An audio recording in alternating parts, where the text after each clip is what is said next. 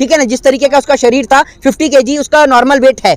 क्या एक normal plastic की टोटी 50 केजी का वेट झेल सकती है? टोटी टूट जाएगी क्योंकि वो प्लास्टिक की थी। क्या था मनीष गुप्ता के साथ जो गोरखपुर में हत्या हुई, अपराध नहीं था तो क्या था? लखीमपुर खीरी में किसान के ऊपर गाड़ी चलाई गई, ये अपराध था या नहीं था? ये क्या था? अभी आपने कासगंज के अंदर ये देखा, ये अपराध था या नहीं था? तो रहूं कि वो दूरबीनधारी गृह मंत्री अपने आप को देख लेते, अगर एक बार अपने गलेबान में झांक के देख लेते तो अपने अंदर एक तड़ीपार गृह मंत्री नजर आ जाता। अगर तो चाइना ने जो हमारी जमीन कैप्चर करी है, साथ चलिए, पूरा हिंदुस्तान साथ चलेगा। चलिए पहले उस जमीन को खाली करवाते हैं, अगर आप राष्ट्रवादी नेता हैं तो उसमें तो वो जिसका नाम अल्ताफ है, उसके साथ में बताया जा रहा है, एसपी का कहना है कि वो फांसी लगा के खुद मतलब की कस्टडी में अपनी जान गंवाई है। क्या ये बात का जवाब तो आप देश के दूरबीनधारी गृह मंत्री से पूछिए, जो कह रहे हैं कि अपराधी खत्म हो गए हैं। अपराधी बना दिया आपने पुलिस को। वो पुलिस जिसकी कस्टडी में लोग मरते हैं, वो पुलिस जो होटल में घुस के लोगों को मारती है, वो पुलिस जो गोरखपुर के अंदर की कार्रवाई नहीं कर पाती है। ठीक है ना, गोरखपुर में आपने देखा था ना मनीष गुप्ता वाला जो कांड हुआ था, फिर उसके बाद अभी आपने देखा आज जो घटना हुई है कासगंज के अंदर, उसको लेकर अभी अखिलेश यादव जी ने भी जो जिस तरीके से लिखा है, और तमाम लोग जो है ट्विटर पर ट्रेंड करने में लग रहे हैं। आप जनता को पागल समझते हैं या जनता को पुलिस वाले पागल घोषित करना चाहते हैं? बताइए आप मुझे। एसपी कह रहा है कि मतलब टोटी में मतलब कि उसने खुद फांसी। अरे भैया, आपने टोटी देखी? प्लास्टिक की टोटी है। एक नॉर्मल बॉडी का वेट जो होता है, नॉर्मल बॉडी का वेट 50 to 60 केजी होता ही है। ठीक है ना, जिस तरीके का उसका शरीर था 50 केजी उसका नॉर्मल वेट है। क्या एक नॉर्मल प्लास्टिक की टोटी 50 केजी का वेट झेल सकती है? टोटी टूट जाएगी क्योंकि वो प्लास्टिक की थी। ठीक है, और आप एक जैकेट की डोरी से फांसी लगा सकते हैं? तो क्या आपका वेट एक जैकेट की डोरी संभाल सकती है? इस बात का आप मुझे जवाब दीजिए। तो क्या कहते हैं, मतलब कि जिस तरह से एसपी का बयान आ रहा है, तो एसपी क्या कहना चाहता है? कहना कुछ नहीं चाहता। गुंडों को, अपराधियों को, पुलिस वालों को संरक्षण है भारतीय जनता पार्टी का। भारत जलाओ पार्टी के तहत योगी जी को संरक्षण दे रखा है योगी जी ने कि मार दीजिए जिस मर्जी को। मनीष गुप्ता की हत्या हुई, उसकी कोई जांच अब तक पता नहीं चली कि क्या हुआ क्या नहीं हुआ। एक ट्रेंड नया जारी करा है, और वो ये है कि कुछ अफसरों को बस निलंबित कर दो और परिवार को मुआवजा दे दो, और बात पे मिट्टी डालकर बात को वहीं के वहीं रफा दफा कर दो। तो योगी जी तो लगातार कह रहे हैं कि मैं गुंडों के खिलाफ में है, गुंडों किसी भी कोई भी अपराधी को मैं अपराध नहीं करने दूंगा उत्तर प्रदेश में।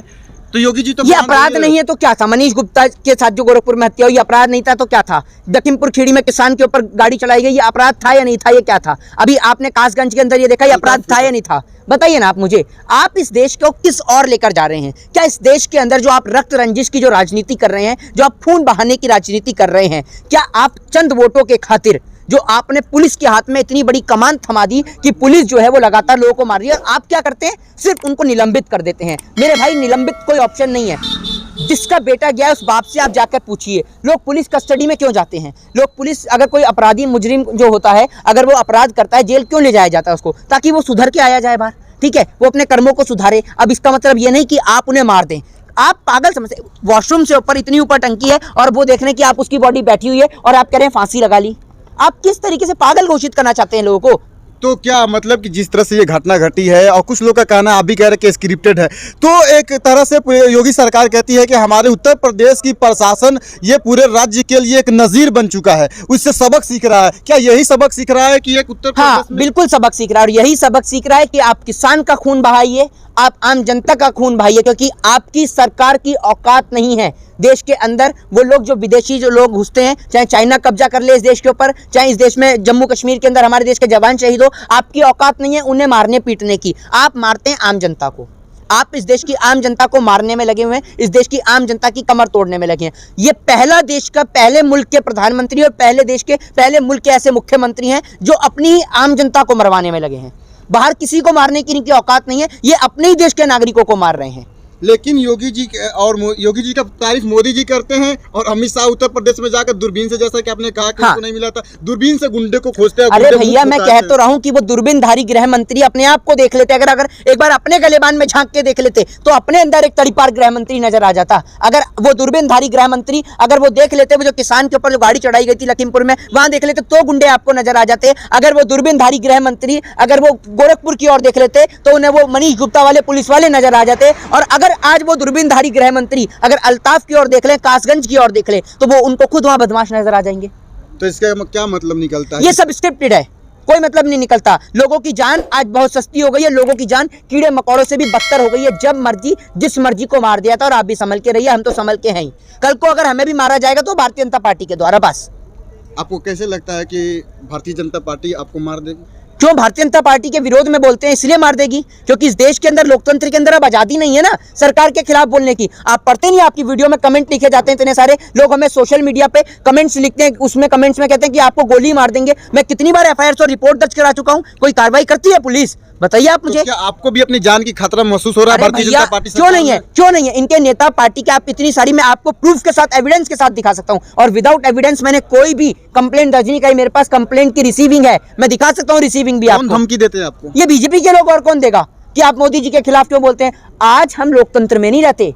हम अगर लोकतंत्र में रहते तो लोकतंत्र में आजादी होती है सरकार के खिलाफ बोलने की। इस लोकतंत्र में आजादी नहीं है, और लोग हमें कहते हैं आप मुस्लिम हैं। भाई अगर हम मोदी जी के अगेंस्ट बोल रहे हैं तो हम मुस्लिम हैं, है ना? और अगर मोदी जी की तारीफ करें, मोदी जी के लिए ताली बजाएं, तो हम हिंदू हैं। आप सर्टिफिकेट देते हैं हमें, हमें नहीं चाहिए आपका ऐसा सर्टिफिकेट। ये मुल्क हमारा है और इस देश के लिए हम जान गंवा सकते हैं। आप एक कानून के छात्र हैं और आप ऐसी बातें बता रहे हैं, तो क्या ये मान लिया जाए कि इस देश में लोकतंत्र खत्म हो गया है? संविधान मतलब कि कोई अब उसको मान नहीं रहा है, कोई प्रशासन हो या चाहे आप कोई कानून के छात्र की बात करें, आपने क्या बताऊं मैं आपको? इस देश की आज जुडिशरी की जो खस्ता हालत मोदी सरकार के द्वारा की गई है ना, पूरा देश देख रहा है। पत्रकार इस देश के अंदर सुरक्षित नहीं है। गौरी लंकेश की हत्या को आप देख लीजिए, क्या हुई गौरी लंकेश की आज तक सीबीआई जांच? बताइए ना आप मुझे। तो भैया आप सीधी बात ये समझिए, हमें इस देश से बेहद प्रेम है, और अगर इस देश के ऊपर बात आएगी तो हम अपनी जान तक देने के लिए तैयार हैं। राम और कृष्ण का अस्तित्व जो है वो मोदी और योगी के साथ नहीं है। राम और कृष्ण पहले भी थे। इन्होंने धर्म का धंधा बनाया, इन्होंने भगवान के नाम पर राजनीति करना शुरू करा। भगवान को खतरे में बताते हैं। वो भगवान जो पूरी सृष्टि को चला रहा है, ये लोग उसको खतरे में बता देते हैं। अरे आपकी औकात क्या है उस भगवान को? आप उस भगवान को बचाएंगे? वो भगवान पूरी सृष्टि को बना सकता है तो उसका विनाश भी कर सकता है। लेकिन आप भगवान की जिक्र कर रहे हो, योगी जी कहते हैं, उनकी पार्टी के लोग कहते हैं कि 2017 से पहले अयोध्या में राम भक्तों के ऊपर गोली चलवाई गई। राम भक्तों के ऊपर मतलब कि पूजा उनको नहीं करने दिया जाता था, उनके ऊपर लोग गालियां बकते थे। अब उनसे पूछिए गुजरात दंगे क्या हुए थे? किस प्रकार गुजरात से बिहारियों को मार के भगाया था? किस प्रकार गुजरात से यूपी वालों को मार के भगाया था? वो भूल गए क्या नरेंद्र मोदी जी? पूछिए ना एक बार अपने प्रधानमंत्री जी से। और आप जो बताते हैं, जो इस तरीके के आप वाणी का प्रयोग कर रहे हैं, एक बात योगी जी से जरा ये पूछ लीजिए, आपने कितने कश्मीरी पंडितों को बसा दिया जो आप बात करते हैं?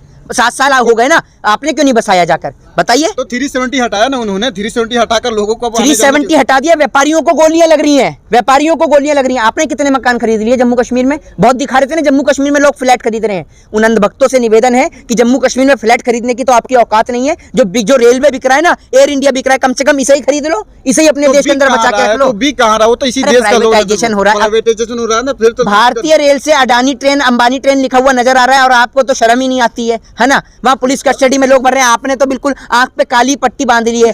अंधे कानून से ज्यादा तो पत्रकार अंधे हैं। पत्रकार अंधे नहीं, ये पत्रकार तो सब कुछ सच्चाई दिखा रहा है आपको। पत्रकार दिखा रहा है।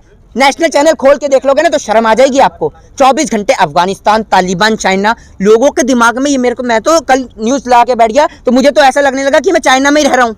हिंदुस्तान दिखाते ही नहीं है भैया, दिखाते पाकिस्तान, चाइना, अफगानिस्तान, तालिबान। अबे हमें करना क्या है? पाकिस्तान के जिन्ना की मजार पे आप फूल चढ़ाते हैं, आप जाइए पाकिस्तान में बिरयानी आप खाते हैं, आप रखिए पाकिस्तान से मतलब। हमें ना कोई इस मुल्क से मतलब था, ना है और ना रहेगा। लेकिन अखिलेश यादव यूपी में जिन्ना का नाम क्यों ले रहे हैं? क्या जरूरत है उत्तर प्रदेश में यूपी जिन्ना का नाम लेने से? अरे भैया आप जाकर ये बात तो भारतीय जनता पार्टी के नेताओं से पूछिए ना, जो जिन्ना की मजार पे फूल चढ़ा रहे हैं। उनसे क्यों नहीं पूछते आप पूछने से डरते हैं? उनसे पूछिए, उनसे जाकर। है आप एक बात मोदी जी से पूछिए जो पाकिस्तान में जाके बिरयानी भी खाते हैं। बताइए आप मुझे। और जाके उन पत्रकारों से तो पूछ लीजिए, आप भी खुद पत्रकार हैं, उन पत्रकारों से पूछिए जो नेशनल चैनल की डिबेट में पाकिस्तान के स्कॉलरों को जोड़ते हैं लाइन पे। क्यों जोड़ते हैं बताइए ना। अच्छा। आप लोगों को हिंदू मुस्लिम का झांसा देते हैं, लोगों को हिंदू मुस्लिम का पाठ पढ़ाते हैं। आप अगर इतने ही राष्ट्रवादी नेता हैं तो जाकर एक दिन प्रोग्राम बनाते हैं, जो चाइना ने हमारे जमीन को कैप्चर करा है ना। अगर योगी जी उत्तर प्रदेश चुनाव से पहले आप में दम है तो चलिए, अगर आप असली राष्ट्रवादी नेता हैं और इस देश से प्यार करते हैं, इस मुल्क से प्यार करते हैं, तो चाइना ने जो हमारी जमीन कैप्चर करी है, साथ चलिए, पूरा हिंदुस्तान साथ चलेगा। चलिए पहले उस जमीन को खाली करवाते हैं, अगर आप राष्ट्रवादी नेता हैं तो उसमें तो बोल तो रहे हैं, उसपे सैनिक लड़ रही है चाइना से। जब सैनिक लड़ रहे हैं तो ये पत्रकार, ये दलाल मीडिया के चैनल क्यों दिखाते हैं मोदी जी की दाढ़ी से डरा पाकिस्तान? बताइए ना, क्यों नहीं दिखाते कि सैनिक की बंदूक से डरा पाकिस्तान, और सैनिक की बंदूक से ही डरता है पाकिस्तान? समझ रहे हैं? मोदी जी की दाढ़ी से नहीं डरता। मोदी जी तो उसी दाढ़ी को ले जाके वहां पाकिस्तान में बिरयानी खा लेते हैं, ये समझ लीजिए आप। अब कासगंज का जो केस हुआ जी, इससे उत्तर प्रदेश में जो इलेक्शन है, इस पे कुछ फर्क पड़ेगा योगी जी को? योगी जी के पास एक एजेंडा है हिंदू वर्सेस मुस्लिम कराना। न जाने इस चुनाव में कितने लोगों की जान जाएगी और कितने लोगों को मौत के घाट उतारा जाएगा। Just wait and watch. थोड़ा सा रुकिए और उसके बाद देखिए कि इस देश में अभी क्या क्या होगा। आप उत्तर प्रदेश चुनाव में लिख के ले लीजिए, सरकार दंगे जा कराएगी, हिंदू मुस्लिम कराने की कोशिश करेगी। सरकार के पास कुछ नहीं बचा मेरे भाई। सरकार रोजगार पे नहीं आपसे बहस कर सकती, सरकार आपसे व्यवसाय पे बहस नहीं कर सकती, सरकार बेरोजगारी के मुद्दे पे बहस नहीं कर सकती, सरकार 200 रुपए सरसों के तेल के दाम पे बहस नहीं कर सकती, सरकार पेट्रोल पे बहस नहीं कर सकती, सरकार माचिस की तिल्ली पे बहस नहीं कर सकती, सरकार रोजगार पे बहस नहीं कर सकती, सरकार किसान पे बहस नहीं कर सकती। तो सरकार पे एक ही एजेंडा है, हिंदू को मुस्लिम से लड़ाकर कुर्सी को हथियाओ और वोट बैंक को अपने अंडर लो, बस। तो क्या ये कब तक हिंदू मुस्लिम होते रहेंगे? क्या उत्तर प्रदेश की जनता इस बार ये जब तक होते जब होते रहेंगे, ये जब होते रहेंगे इस देश में, जब इस देश की कुर्सी पर उत्तर प्रदेश के मुख्यमंत्री जो भगवा चोले की आड़ में हिंदू धर्म को बदनाम करने में लगे हैं, जो साधु महात्मा के भेष में कौरव और कंस जैसे लोग जब इस देश की कुर्सी पे विराजमान होंगे, कुर्सी पे बैठेंगे, तब इस देश के अंदर लोकतंत्र का और संविधान का गला घोटा जाएगा। आप कर रहे हैं कि योगी जी हिंदू धर्म को बदनाम कर रहे हैं, लेकिन कहा जा रहा है और योगी जी के चाहने वाले कहते हैं कि हिंदू हृदय सम्राट कोई है, वो योगी जी है। अच्छा, भाजपा की सरकार है सेंटर में, एक जमुना जी को तो साफ नहीं करा पाए जो लोगों की आस्था है उस जमुना जी जिसमें गंगा जी में जिसमें लाशों को आपने बहा दिया, उन हिंदुओं को आप लकड़ी नहीं दे पाए। आप अपने आप को हिंदू सम्राट बताते हैं तो आपको शर्म आनी चाहिए। आपके राज में वो कुलदीप सिंह सेंगर जिसने जिस बेटी के साथ बलात्कार किया वो भी हिंदू की बेटी थी। हाथरस में जिस बेटी के साथ बलात्कार हुआ वो भी हिंदू की बेटी थी। तो अगर हिंदू हृदय सम्राट हैं तो उन बेटी को इंसाफ दिलाएं जिनके साथ बलात्कार हुआ। जय हिंद, जय भारत, वंदे मातरम।